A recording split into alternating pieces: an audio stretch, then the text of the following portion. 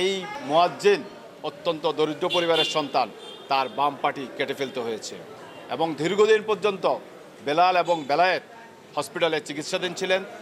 শুধু তাই নয়, ওসি নজরুল তার সাঙ্গপাঙ্গরা সহ এই মুয়াজ্জিন বেলাল এবং বেলায়েতকে একটি মিথ্যা মামলায় গ্রেপ্তার দেখিয়ে 1 বছরের মতো কারাগারে অন্তরীণ রেখেছে।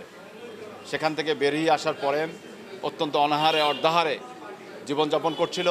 পরবর্তী সময়ে রাজনৈতিক প্রেক্ষাপটের কারণে, প্যাসেজদের দোসরদের প্রেশারের কারণে আজকের এই পঙ্গু বেলাল গ্রামে না গিয়ে, এলাকায় না গিয়ে বিভিন্ন অঞ্চলে ঘুরে ঘুরে মানবতা জীবনযাপন করছিল।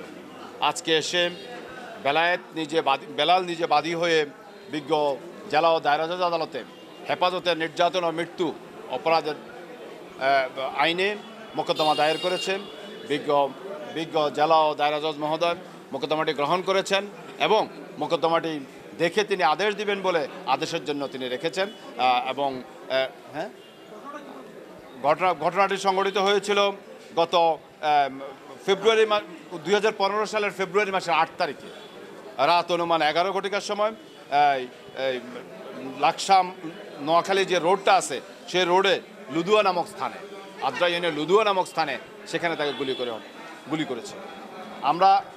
আমরা এই মোকদ্দমায় নজরুল ইসলাম সহ 31 জনের নাম উল্লেখ করেছি এবং অজ্ঞাতনামা আরও 10-15 জনের নাম উল্লেখ করে আমরা আজকে মোকদ্দমাটা দায়ের করেছি।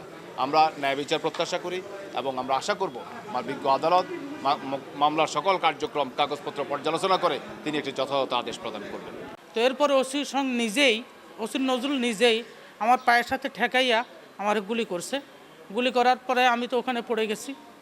পড়ে যাওয়ার পরে আর আমার তো চান্স নাই। এরপরে কুমিল্লা কুশিয়াতলী হাসপাতালে আনার পর এখানে ভর্তি করে এর পরদিনে আমাকে রেফার করে ডাক্তাররা ঢাকা NCBD হাসপাতালে।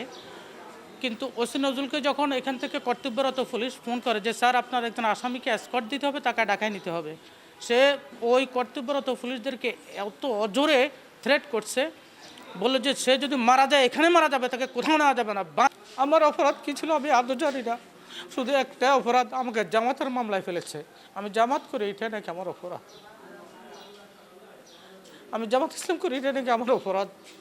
আর আদৌ আজকের এ পর্যন্ত কোনো অপরাধ বলে আমি কোনো কিছু পাইনি। আমাকে বিস্ফোরক মামলা দিছে, যে বোমা বিস্ফোরণের মামলা দিছে। বোমা আমার জীবনের সচক্ষে দেখিও নাই।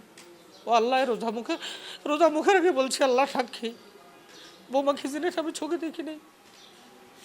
সে আমাকে বোমার মামলা দিয়ে আজকে আমি মানবতার জীবন যাপন করছি।